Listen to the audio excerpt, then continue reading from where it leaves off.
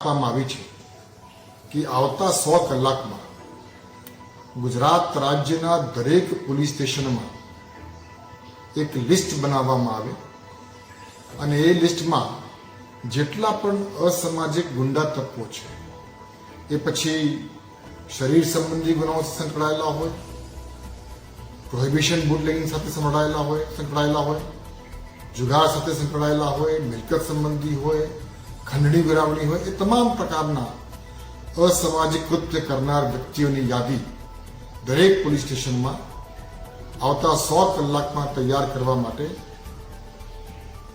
સૂચના દરેકને આપવામાં આવી છે. એવા પ્રકારના બનાવો જ્યારે બની જાય છે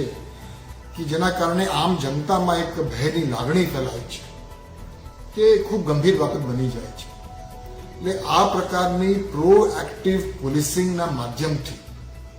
જે લોકોની વિરુદ્ધમાં એવા પ્રકારનો ભૂતપૂર્વમાં ઇતિહાસ રહ્યા છે એ તમામ લોકોને શોધીને એનો ડોસિયર તૈયાર કરી અને એના વિરુદ્ધમાં તાત્કાલિક શિક્ષાત્મક કાર્યવાહી કરવા માટેની સૂચના આજ રોજ વિડીયો કોન્ફરન્સના માધ્યમથી